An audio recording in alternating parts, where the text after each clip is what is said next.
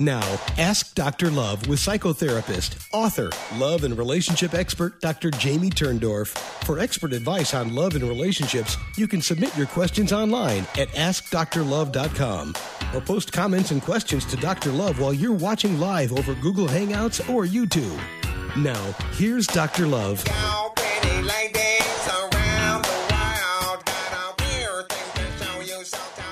Welcome to Ask Dr. Love Radio. I'm Dr. Jamie Turndorf, and it's my pleasure to be with you again this week. Today we're talking about the secrets of sexual compatibility. So question for you.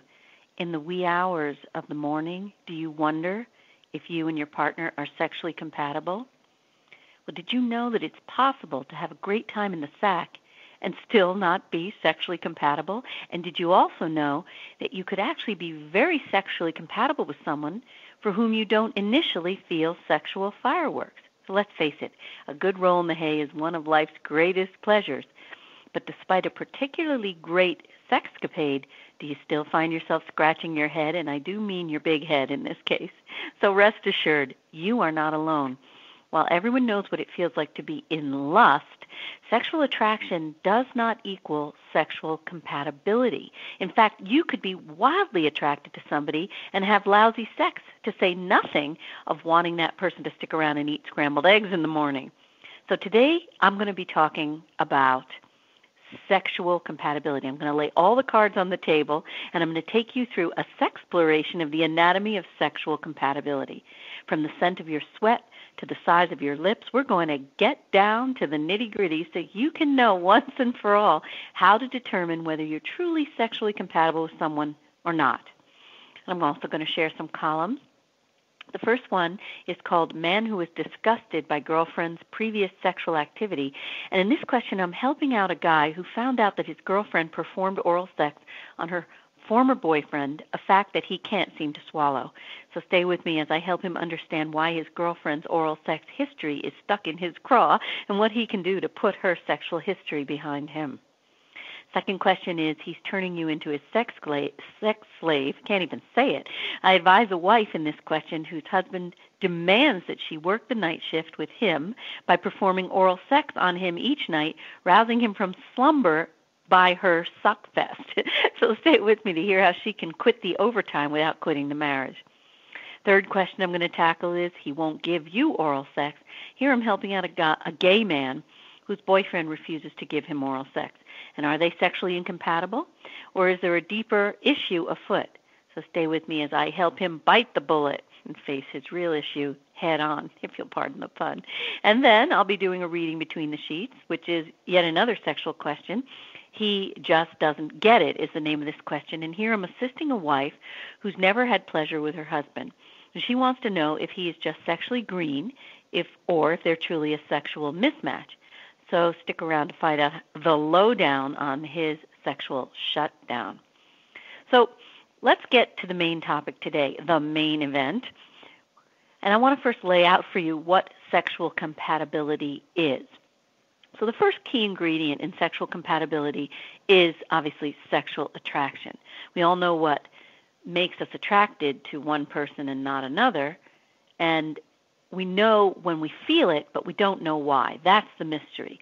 So there are some evolutionary psychology theories about sexual attraction, and these theories relate to the survival of the species, imperative to choose healthy, sexually fertile partners to ensure strong offspring. And this explains why straight men are attracted to women with full lips and a specific hip-to-waist ratio, both of which are linked to health and fertility.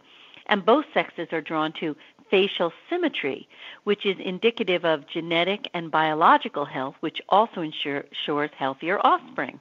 But did you know there's this recent research that indicates major histocompatibility complex, or MHC markers, are directly related to sexual attraction. MHCs, for those of you listening who aren't biologists, refers to the immune system. But when it comes to sexual attraction, apparently we prefer differences Now, in some animals, mice are often used to demonstrate this. Males and females tend to choose mates with differing MHCs, and most biologists think the animals are able to literally smell how alike or unlike a potential mate's MHCs are to their own and avoid those with very similar ones. And this helps prevent the animals from mating with mom or dad or a sibling and making healthier babies as a result. So there's some evidence that people prefer to mate with those who have differing MHCs too. So what you want is different immune systems, but not other differences. Because when we're talking about compatibility, including sexual compatibility, differences are often deal breakers. Now, according to research, homogamy or similarity is a master key that unlocks the mystery of compatibility. So the notion of opposites attracting is a common relationship myth, when in fact couples who are too dissimilar find themselves fighting over every issue, big and small. And the truth is, the more similar you and your partner are, the more compatible you're going to be, and I mean in and out of the sack. Research proving the link between homogamy and long-term relationship satisfaction first began as far back as the 1970s and continued through the 1990s, culminating in the research of both Duck and Rhodes, who proved that we like others who are similar to ourselves, and we tend to stay with those who carry the same personalities, interests, and ideals for the future. This is why a couple with a substantial degree of homophilia, which is the tendency for people to form ties with people who are similar to themselves in socially significant ways, find themselves in a positive, nurturing relationship for a long time to come. Now, at the same time, when it comes to mate choice, mates who carry opposites in gender roles and division of gender and sex characteristics tend to have longer, happier unions too. Now, did you know the word homogamy was created in the early 19th century? And the word came from the Greek word homo, as in same or homogeneous, and gamy, as in marriage or monogamy.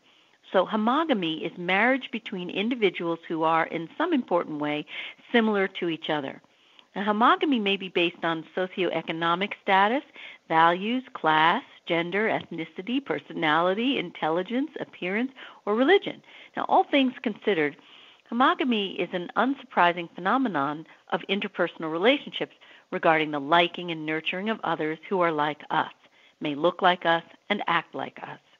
So it's important to understand that not all similarities are created equal, resulting in people thinking they're compatible with someone based on the wrong similarities or on a shallow sampling of similarities. For example, you like the same song, or you're both vegetarian, only to find out later that there are huge differences in areas that matter more, like when a couple shares a love of tennis but differs in all other areas, they're not likely to be compatible. There's also what I call dysfunctional compatibilities, or a sense of fitting together that's the wrong kind of compatibility. Some of these examples might include codependence, feeding each other's old scars rather than helping heal them, and fighting junkies, which are couples whose maladaptive fighting tactics dovetail. So in other words, dysfunctions working in concert is not compatibility. Now, to further complicate matters, couples can be non-homogamous in certain areas and still be very compatible.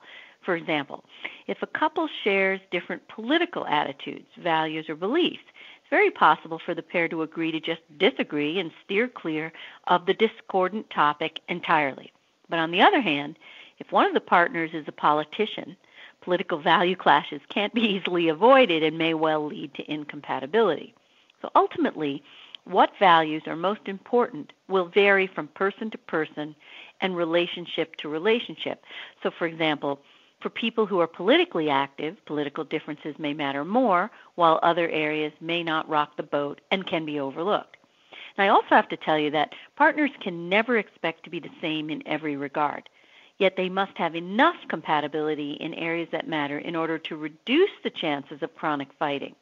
So, the question of compatibility has to be assessed on a case-by-case basis, where the partners evaluate their areas of difference and determine whether their differences can be accepted or will prove problematic down the road. So when it comes to the recipe for sexual compatibility, what you're looking for is a hefty heaping of sexual attraction and another large scoop of homogamy, meaning you need to be attracted to each other and similar enough in your sexual tastes and preferences so you don't end up fighting more than you do you-know-whating. So when I talk about homogamy, I'm talking about being similar in things like how much, how often, how long, and I'm not referring to measurements here. And remember, most relationships require some negotiating of needs and desires in terms of frequency of sexual activity. But if you're always in the single digits and you're consistently wanting double-digit frequency, this may begin to feel like a major incompatibility, okay? And how about the what you do when you do it? Allowing room for some differences, you still need to like the same kinds of sexual activities. You're headed for a lot of trouble if there are sexual acts that you absolutely must have as part of your sex life, but your partner refuses to engage in. And as important as what you currently do and don't do, you and your partners need to share similar attitudes regarding trying new things as well. Now, here's another one you got to look at, what sex means. So for some people, sex is deeply tied to feelings of self-worth, and for some, sex is a way of communicating love. For some, it's an opportunity to feel good about their body. So when you talk with your partner about what sex means, does it feel like you understand each other? It doesn't have to mean the same thing, but one aspect of compatibility is the feeling that a partner gets you for who you are. Okay, now here's another one, sexual communication. If you're in a sexual relationship with someone who never wants to talk about his or her feelings, interests, desires, or experiences, and you're the kind of person who needs to talk about these things, there's going to be a big sexual incompatibility issue. So it's worth thinking about how much communication you like, how much you need, and how much you could live with, and then ask your partner the same questions. Okay? Now, here's another one, bringing sex into life. Some people like to keep their sex lives separate from the rest of their lives. They don't like to talk about sex except when they're doing it, and they don't want to talk about it with anyone other than their partner. So how important is it for you to integrate your sex life into your overall life? Do you feel put down by your partner for having related something about your sex life to something happening in your life that seems unrelated to sex? Or do you share your partner's boundaries about the place of sex in your daily life, whatever those boundaries may be? Okay? Now, here's another one, bringing stress into sex.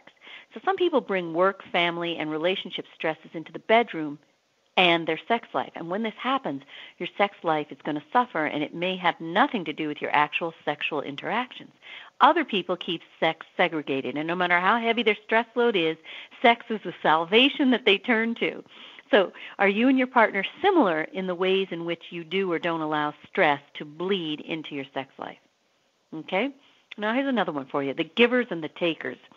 So regardless of the reasons for it, some of us are more focused on giving sexually than we are on taking, and some of us are the opposite. And many of us sit somewhere in the middle, enjoying both and feeling conflict sometimes about wanting too much of one or the other. So where would you say you and your partner sit on the giving-taking scale, and how often does it create conflict? Now here's another one, mutual pleasure, mutual happiness. So it's worth wondering whether sexual compatibility is simply an attitude toward sex rather than some sort of fixed expression of sexual needs or desires. So along these lines, I'd say that the most important element of sexual compatibility is how much you and your partners desire for mutual pleasure and mutual happiness. If you share that goal and each of you truly gets off on being present for and participant in the other's sexual pleasure, I am going to tell you that many other aspects of sexual compatibility can be reckoned with, okay? Now, I also have to say a little something about sexual compatibility and your own happiness as a person. Now, we all know happiness is in the eye of the beholder, and ultimately happiness is really all about you. So there's a lot of studies about this. I'm going to take a brief break, and I'm going to talk with you a little bit more about your own happiness as it links to sexual compatibility. I'll be back with you in a moment on Ask Dr. Love Radio. Dr. Love's Quickies. Wondering how to tell the difference between love and lust? Poor Mark. Every time he takes a woman to bed, he ends up scratching his head. His big head, I mean. How can he tell if he's in love or only in lust? Time. Lust usually fades in a few weeks while true love lasts. So when it comes to gauging if you're in love or only in lust, remember you can't trust lust. I'm Dr. Jamie Turndorf of AskDrLove.com. You are listening to Ask Dr. Love with Dr. Jamie Turndorf. Ask Dr. Love is the web's premier relationship advice site since 1996. Visit AskDrLove.com to search thousands of free relationship advice articles on any relationship issue you may have, or submit a question to her free advice column. You can also watch this broadcast live over Google Hangouts or YouTube. Sign up for her newsletter at AskDrLove.com to be the first to know about her upcoming radio shows. And find out how you can watch her live and ask her questions in real time. Don't be shy. Dr. Turndorf wants to help you, so take advantage of this unique opportunity to get a personal answer from one of today's most respected experts. This show is for you, the listeners, so if you have a question for her, make sure to watch live on Tuesdays from 1 to 2 Eastern Time on Google Hangouts or YouTube, or catch the archived broadcast on webtalkradio.net. Now, back to Dr. Love.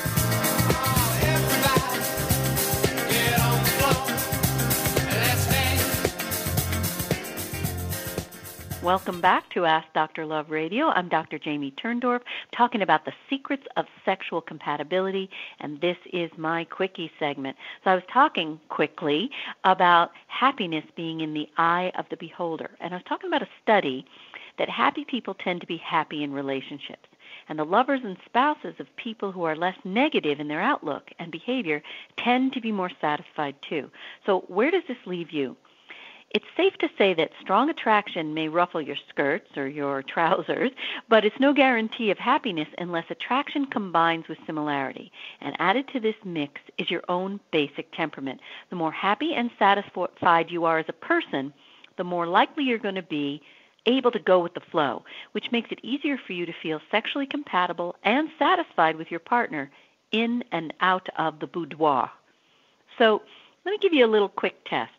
Now, obviously, no test determines sexual compatibility between two or more people, but sexual compatibility means different things to different people, and the act of evaluating it should, in my opinion, be as individual as the person defining it. But trying to determine sexual compatibility before the fact may be impossible. If you know someone well but haven't been sexually together, there may be things that will give you a sense of how sexually compatible you will be, but you may not know, because most of us tend to hold our sexual cards close to our chests, and that way, when we're having sex, it may be different than the way we come across when we aren't. So that said, in order to really do this test, you have to sort of be in the deep end and actually having a sexual relationship. So just answer true or false. We can talk about our sexual fears, preferences, and dislikes, true or false. Obviously, the correct answer is true. We are in agreement in the type of birth control we use or will use, true or false. True is the correct answer. 3, one or both of us is concerned about the other person's previous sexual experiences, true or false. False. Okay. One or both of us worries that a past sexual relationship could negatively affect our relationship, true or false. False. We agree on the amount of sex that we have, how many times per day, week, month, etc. True or false? True. Right? We agree on the type of sex that we have, positions, etc. True or false? True. We both agree on how much we want to experiment with various sexual practices and positions. True or false? True. You're starting to get the idea that all of these questions relate to how homogamous or similar you are. We both have discussed and agree on whether or not we will be sexually faithful to each other. True or false? True. I'm concerned that one or both of us will use sex to control the other. True or false? False. We're both turned on by the other's looks. True or false? True. We like the way the other smells naturally without soap, deodorant, or cologne. True or false? That's a big true. We are both compatible. We are both comfortable with sharing our sexual desires and fantasies. True or false? True. We both like the sounds the other makes during sex. True or false? True. We both like the way we touch each other. True or false? True. You both feel comfortable with your level of communication about sex. True or false? True. Your level of attraction and desire for each other is similar and continues to last. True or false? True. We rarely argue about sex or because of sex. True or false? True. My partner rarely does things sexually that I dislike. True or false? True. I feel that we have great communication about sex. True or false? True. There's about the same level of giving of pleasure in our sex. True or false? True. We don't need a reason for sex. It just happens. True or false? True. Now, I'm going to just take a little break here because I want to give you a few little fun tweets. I love tweets because they help kind of drive the point home, that we're talking about. So let me lay a few of these on you. And just use them almost like a mantra, to keep you on the straight and narrow. So if you want to keep those love fires burning, don't leave unresolved conflicts churning. And the more the similarity, the greater the sexual compatibility. To be happily wed, make sure you share the same tastes in bed. And when it comes to sexual compatibility, lust is a vital ingredient, and similarity in sexual tastes is also expedient. And here's the recipe for sexual compatibility. For lifelong sexual desirability, add a dash of lust and a large pinch of similarity.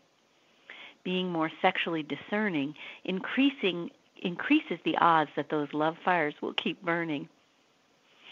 Now here's one for the guys who are straight. You may like her bust, but without good conflict resolution skills, your sex life is likely going to bust. And lust without similarity does not equal sexual compatibility. And if you don't want to go barking up the wrong tree, make sure you share sexual compatibility. And he or she may make you swoon, and you could still end up sexually baying at the moon. All righty. I'm going to take a brief break, and I'll be back with you in a moment on Ask Dr. Love Radio. You are listening to Ask Dr. Love with Dr. Jamie Turndorf. If you yearn to get along better with your life partner or spouse, friends, family members, and even coworkers, Dr. Love's latest Hay House book, Kiss Your Fights Goodbye, Dr. Love's 10 simple steps to cooling conflict and rekindling your relationship, shows you how to turn conflict into connection for a lifetime of lasting love. Find out more about this book and even read a free excerpt by visiting AskDrLove.com. This is Ask Dr. Love with Dr. Jamie Turndorf. And if you have a question for her, make sure to watch live over Google Hangouts or YouTube, where you can submit your comments or questions and connect with Dr. Love in real time. Or listen to the archived show at webtalkradio.net. This show is for you, the listeners, and Dr. Love wants to hear from you. You're listening to Ask Dr. Love with Dr. Jamie Turndorf. Once again, here's Dr. Love. Welcome back to Ask Dr. Love Radio. I'm Dr. Jamie Turndorf, and we're talking about the secrets of sexual compatibility. So let me get to some of those questions that I promised to share with you. The first one is, man who is disgusted by girlfriend's previous sexual activity. Dear Dr. Love, I know that you are a busy person and receive thousands of letters every week, but I still wish that I would get real lucky by getting my letter answered by you in this column. And I'm thanking you in anticipation for your willingness to spend your time to read my letter and give me the professional opinion that I so need from you. Let me introduce myself as a 25-year-old man who has been in love with a girl since high school. She was my first love in high school, and since we are separated 6 months before graduation, that's 6 years ago, I have never had any love relationship with another woman or girl. Not that I cannot find any, it's just that I simply could not forget her. She was, and she is, the only one I love all the time, even when we're taking our own paths in the last several years. For the last 4 years, she's been in a relationship with another man. Earlier this year, I started making contact again with her, calling her and telling her that I've missed her a lot, and that ours deserves a second chance, although I knew that she was still with somebody else. In short, she took my love again, and finally she dumped her boyfriend, and we started dating again. Before she made the decision to dump her boyfriend and come back to me, she said something like this: "Are you sure that you still want me? Because to tell you the truth, I have done some awful things with my boyfriend, and I'm not sure whether you'd still want me if you know the truth." And I responded naively by saying something similar to this: "I don't care about your past, for I am not in love with your past, but with you." I told her that because in my mind I didn't think that she would have done things as awful as what she told me later on. I thought what she did with her boyfriend was just kissing, hugging, but no further than that. After a month of new relationship with her, she told me that she wanted to be honest with me and that what she had done with her ex-boyfriend, although she knew that there's a possibility that she might lose me after having told me the truth about her past. She told me that she voluntarily had done oral sex, he says, BJ, excuse my language, with her boyfriend several times. I was so shocked that I didn't know what to say. You see, the thing is that I was born and grew up in Malaysia, a country where virginity and sexual purity is still considered a sacred thing. I loved her, and I still do. I still want to continue our relationship and perhaps one day propose to her.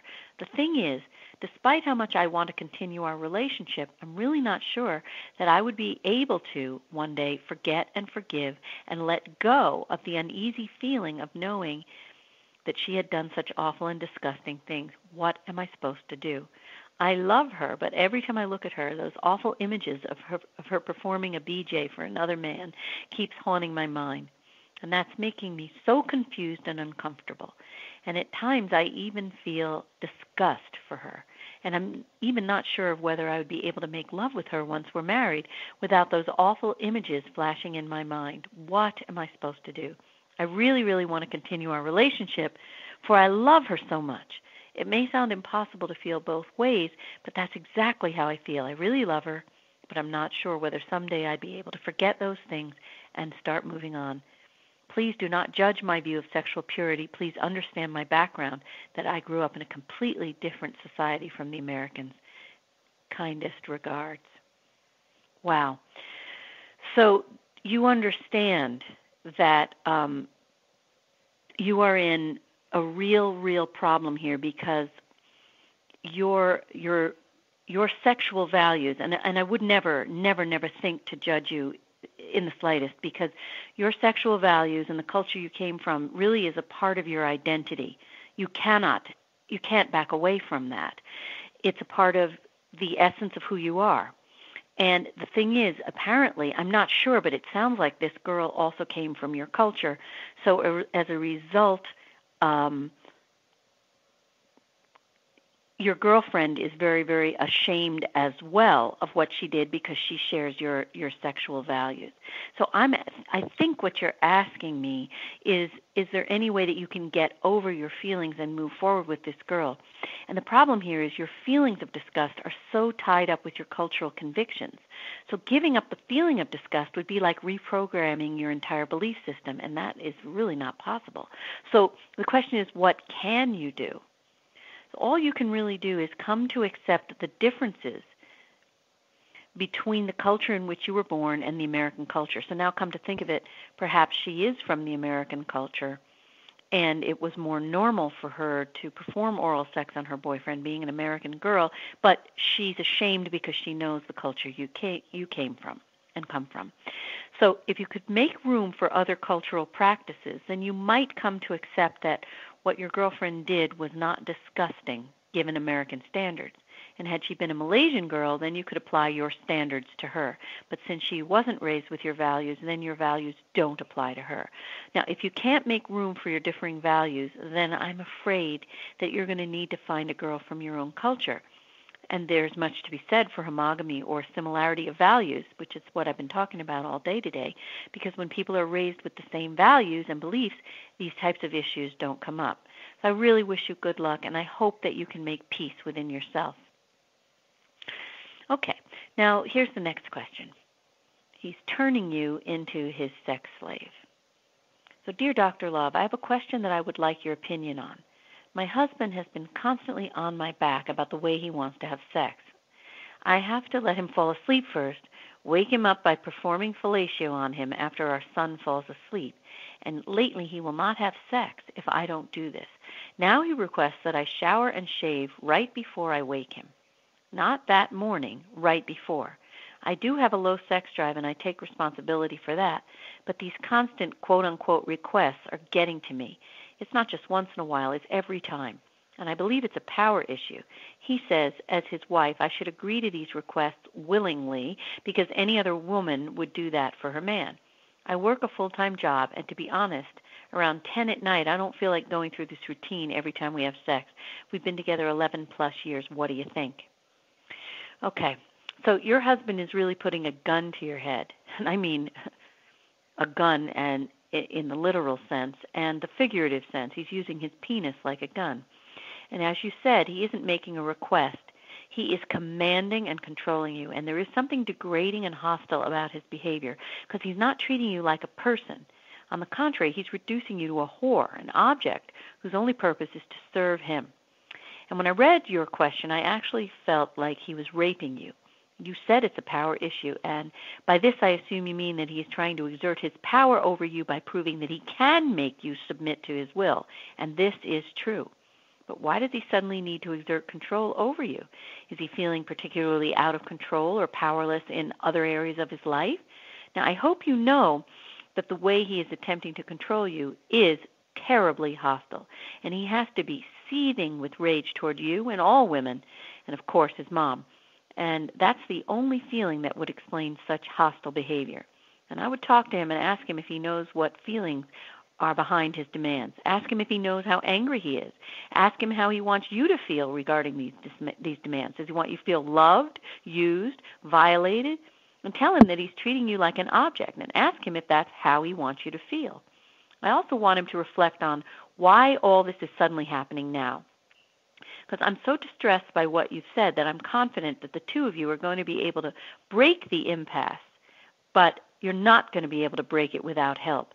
So realize that the demands he's making are a symptom of deep-seated rage, and I suspect that someone crushed him as a child. And for whatever reason, that buried rage from his childhood is now coming out. And the way he's trying to work that rage out is by crushing you the way he was crushed. And this is an unconscious attempt to purge himself of the bad feelings by depositing them into you. And by making you feel weak and violated and controlled, he feels strong instead of weak. And obviously your carrying his bad feelings isn't going to heal his wound, and it's going to ruin the marriage. And you're in a very tough spot. He's getting a lot of pleasure out of controlling you, and he isn't going to want to give this up. So if you continue to give in to him, he's just going to feel more and more gratified as you feel more and more controlled and degraded. He isn't going to stop this. Only you can put your foot down. Tell him that he needs to go to couples therapy with you, and if you need help finding a good therapist, let me know, and I will do my best to help you. Or you guys can always work with me remotely. I see patients from all over the world through Skype or on the phone. So you'll let me know, okay? Now, here's another question. It's called, He Won't Give You Oral Sex. Dear Dr. Turndorf, I'm in love with my boyfriend, and I know he loves me too, but the problem is he doesn't perform oral sex on me, and I'm afraid of cheating on him because of the fact that he doesn't give oral sex, and I'm so used to receiving it, I don't know what to do. Please help me. Okay, so I do hear your great sense of urgency, but I want you to hold on a minute because it's not that you're without sex altogether. You aren't completely sexually frustrated, so cool your jets and don't let your feet do any walking. Instead, start talking. Tell him exactly what you told me, and then ask him to talk about what his objection is to performing oral sex on you. Listen carefully to what he says because you may be surprised at what you hear. I'm reminded of a couple who came to see me some years ago. The wife had the same complaint as you. It turned out her husband loved performing oral sex, so why wasn't he performing oral sex on her? He told me privately that she never bathed before, and he felt uneasy to perform the act if she wasn't clean. So he didn't know how to tell her this, so she simply avoided the entire subject. He avoided the entire subject and the entire act. So talk to your guy and find out where he's coming from. If cleanliness isn't the issue, then what else could be stopping him from chowing down? Maybe he has an inhibition. Maybe he feels the act is wrong or sinful. Talking is going to go a long way to helping him loosen up. Maybe he feels inexperienced and doesn't know how to perform oral sex on you. So rather than admitting his lack of skill, he may just avoid the entire subject. If this is his problem, tell him that you will guide him on what feels best. Reassure him that every man has to practically start from scratch and relearn his technique, since each partner's sensibilities are so different. So if you're still stuck, let me know and I'll help you find a solution. So and here's one other little point I want to remind you of. Sex always symbolizes more than just sex. Sex and money have a deep meaning to the unconscious, and it's usually about to our unconscious, it feels like love and feeding. So when you say he doesn't want to give you oral sex, I think your unconscious thinks he doesn't love you enough to feed you in this way, which is making you want to go somewhere else. But realize you are not sexually frustrated. He is giving you sex and sexual pleasure. So this is significant to you in a symbolic sense of what it means, the fact that he just doesn't want to do it. You see what I'm saying? So you have to be aware of your own emotional, reaction to this and not let yourself get too hot under the collar so that you can't have a cool conversation with him. All right? So let me know how you do. And if you get stuck, reach out to me at AskDrLove.com. All righty? So, remember this, because sex and money always has deeper meanings to our unconscious. And in Kiss Your Fights Goodbye, I have a whole chapter where I show you how to read between the sheets to get at the real emotional issue that's troubling you, that's underlying your sexual struggle, your sexual conflict, your sexual impasse. So even though it might seem like the overt issue that you're conflicting about is what the problem is, it always has deeper tentacles that reach right into our childhood and back to the place in ourselves where we didn't get enough love, we didn't feel honored enough and cherished enough. And so then, for example, I have a case now. This is a really good example of this. The woman was abandoned. The father left home when she was a young girl, and she always felt very empty as a child. They never had enough money. So here she is in a marriage. She's like a bottomless pit. She can never get enough money out of her husband. No matter what he gives her, she's a bottomless pit. She has spent them into debt more than once, and he's had to do second and third mortgages to pay off her debts. So you can see the money that she keeps complaining he doesn't give her is really a smokescreen for her own emotional emptiness. And no amount of money, even if she married a Trump, it would not fix this empty well inside her. So we have to always remember when we get into these struggles, get beneath the overt issue, read between the sheets, find the real issue that underlies. Okay? And then actually in Kiss Your Fights Goodbye, I have a really good section that helps you identify the old scar that's lurking between the overt fight, and then I show you how to use the relationship to help each other heal the old scar. As the old scar heals, your current fight will fade. It'll just go away. Okay, I'm going to take a brief break, and I'll be back with you in a moment on Ask Dr. Love Radio. Dr. Love's Quickies.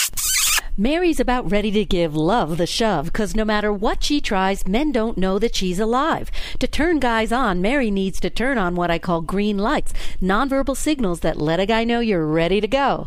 Most guys won't approach a woman unless they're sure to not be rejected. So ladies, if you want to kick your love life into high gear, make your signals clear. Turn on those green lights and flash your pearly whites. I'm Dr. Jamie Turndorf of AskDrLove.com. You are listening to Ask Dr. Love with Dr. Jamie Turndorf. To submit your questions to Dr. Turndorf live on the air, sign up for her free newsletter at AskDrLove.com and get the details on how you can connect with her on Google Hangouts or YouTube during her live broadcasts. Or listen to the archived show at webtalkradio.net. If you've recently been through a breakup and are looking for a second chance, wondering how you can reconcile with your ex, or if it's even possible after all you've been through, Dr. Love's book, Make Up, Don't Break Up, presents her proven 5-step plan for reconciling with your ex. This plan was developed over years of research, working with thousands of couples at her Center for Emotional Communication. This is a proven, no-hype, no-nonsense method that gets right to the root of the problem and shows you how to reignite the spark and rekindle your love. For more about Make Up, Don't Break Up, visit AskDrLove.com. And now, back to Dr. Love. Get it on, get it on, get it on, get it on, get it on, get it on, yeah. Welcome back to Ask Dr. Love Radio. I'm Dr. Jamie Turndorf, and we're talking about the secrets of sexual compatibility. So I wanted to remind you guys, because this is, I know it might seem like a small detail, but when you submit questions to me for my free advice column, of course I wish that I could answer every question that I receive. You know, I'm only just one poor person, and I can't, unfortunately, answer every question. But what I do is I randomly select, 3 regular questions and 1 sex question. But the point is, when you submit a question to me, please make sure to use the right contact button, because if you submit the question using just the regular contact button, it goes to my webmaster. Your question isn't entered into the database. I can't reply to you to let you know that I've selected your question, okay?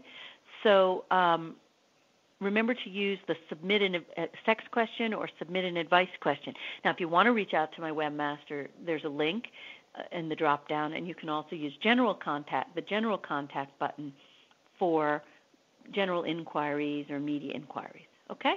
So let me now share with you another question, and this one's called, He Just Doesn't Get It.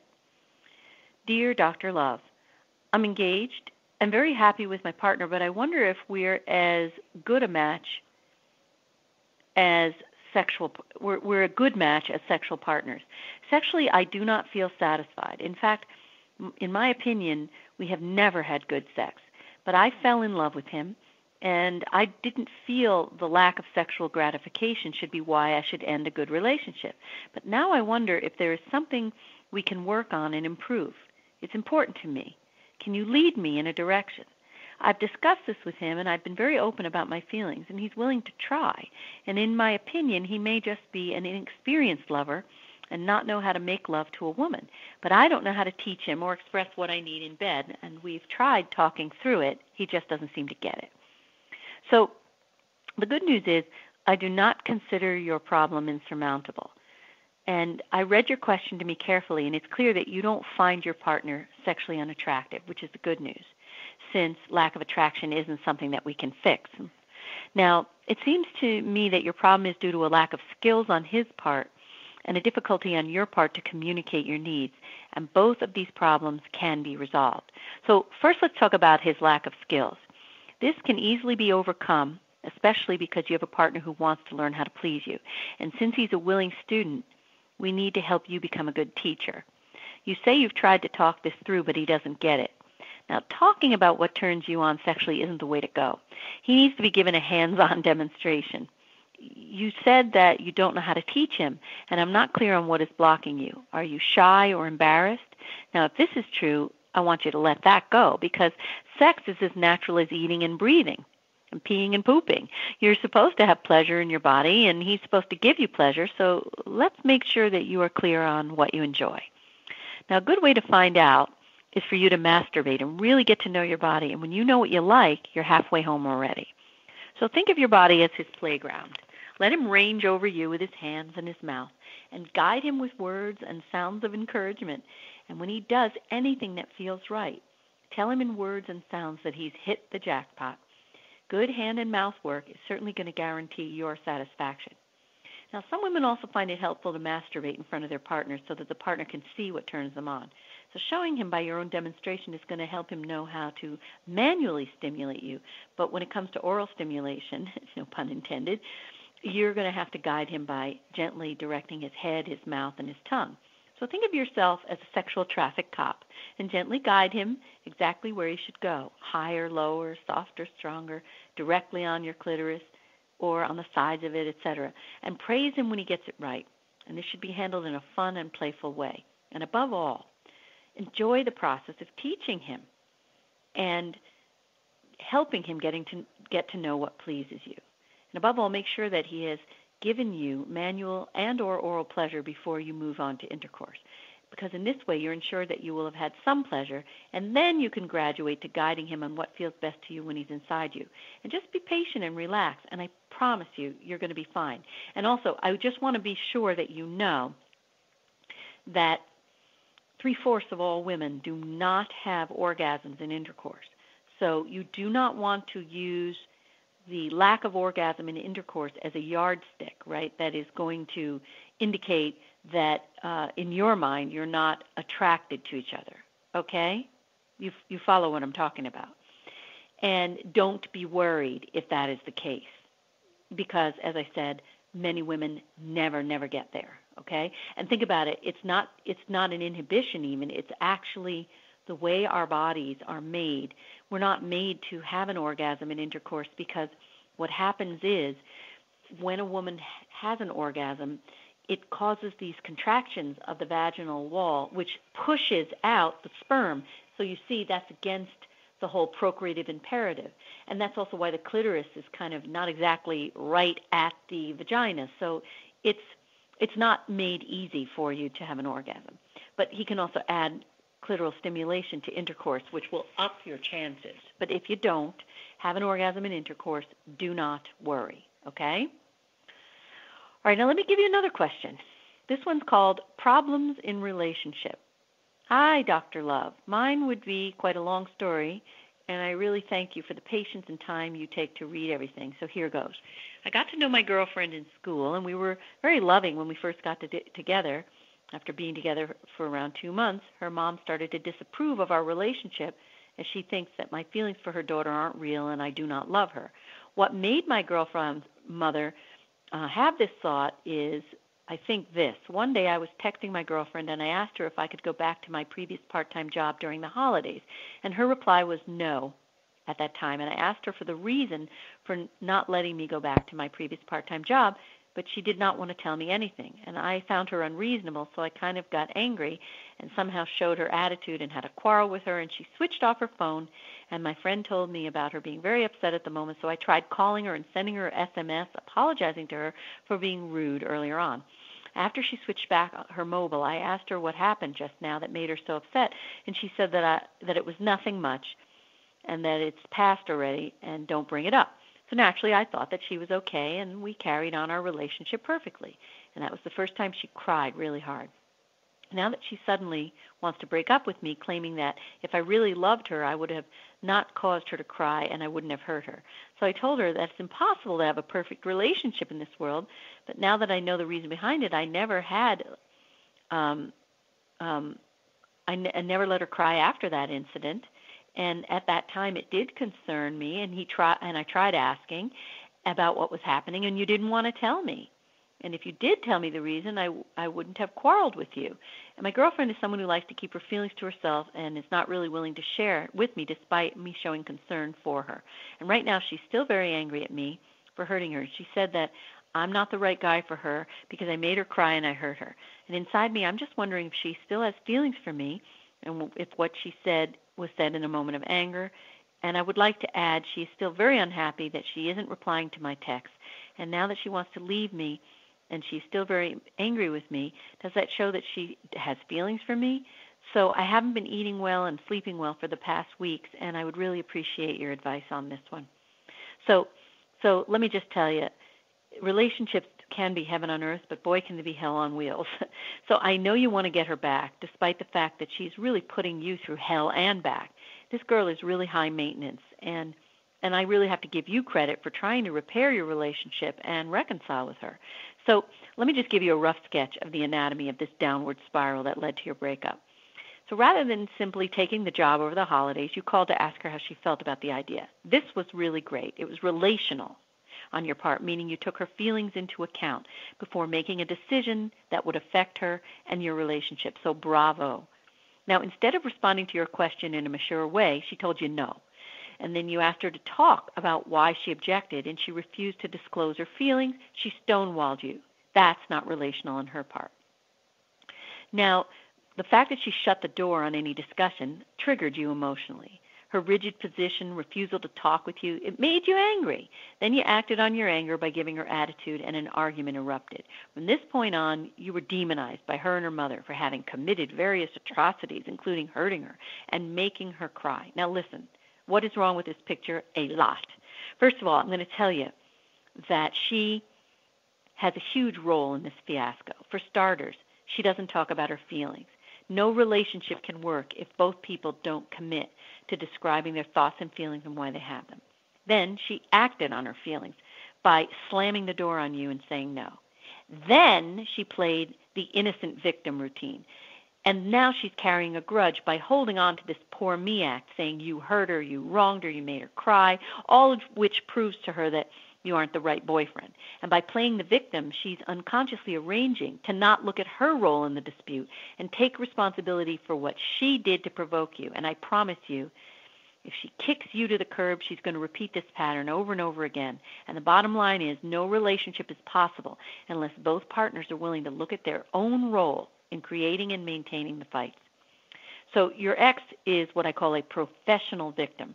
And I really don't hold out much hope that she's going to be able to maintain a relationship with you or with anyone else unless she faces this pattern and resolves it. And by the way, I think her mother is encouraging her to play the innocent victim role. Now, I want to just tell you a couple things regarding her needing to end it because you hurt her. I mean, give me a break. No matter how hard we try, we hurt each other. We don't end up saying and doing things that land. We say and do things that don't land right. The goal here isn't to be perfect. It's not humanly possible. The goal is to be as thoughtful as we can at every moment, especially when we are angry. But when we fail, we must invite our partners to share with us how we let them down. And this is our partner's job, to tell us in a constructive, mature, concise, cool, and non-attacking way how we missed the mark and what they would prefer from us in the future. That's what I call my XY formula. This is how we work together to make our relationship stronger and more loving. And through the process, each of us has the power to make the world a better place. Now, your girlfriend has so much to learn about herself and the world of relationships. And I would tell her what I said about your mutual roles in this dispute and what she did that wasn't optimal and what you did. Now, if she's willing to hear the truth and work on clearing up her side of the fence, meaning get in touch with her true feelings, talk about them, not act them out by stonewalling and issuing orders, telling you no, becoming aware that she stonewalls and issues commands rather than getting in touch with her feelings of hurt, I do think she felt hurt and rejected when you suggested working rather than spending your time with her over the holidays. And last but not least, becoming aware that she plays the victim as a way of not looking at her own role in the fights. And then if she doesn't do all this, there is no hope for a relationship with her. Now, as for you, as you realize the hard way, actions beget counter-reactions. You became angry. You derailed by acting on your anger, giving her attitude, as you said, instead of using my XY formula, which consists of simply and calmly describing what the other person has done or said and how you feel about it. So your job is to work on not allowing yourself to act out when you're provoked or triggered. Otherwise, you're going to fall into the same pattern with your next girlfriend, and then your conflicts are also going to turn into out-of-control fighting. So when you talk to this girl next, start by taking responsibility for your own role in the fight, but then tell her what I said about her involvement. Ask her if she's willing to own her part of the problem. Don't hold your breath. And if she surprises me and sees her role, then there's hope for your relationship. But if she won't cop to her own stuff, there's no hope here, in which case you're going to need to move on, breathe a sigh of relief, consider yourself fortunate that you were freed from a partner who is guaranteed to drive you nuts. Okay. Now, in the last second, I just want to tell you, I'm going to be moving to Transformation Talk Radio Network. This is a much, much bigger network. It's going to have syndication for Ask Dr. Love on AM, FM, cable, as, of course, also the Internet. So I do not have the specific details, so just visit my website, AskDrLove.com, for the up-to-the-minute information about when my show is going to air, because the day and time is going to change, but I'll still be offering you a great, great show all the same. And I have some really, really big guests who wrote to me this week asking to come on, including Jack Canfield. He said, I want to come on, and Marianne Williamson. So we'll be meeting with them in my new show at my new network. And that's all I have for you for now. So have a great week. And remember, love yourself. If you don't love yourself, you can't love others. And be choosing partners who are as similar to you as possible, both in and out of the sack. See you next time on Ask Dr. Love Radio.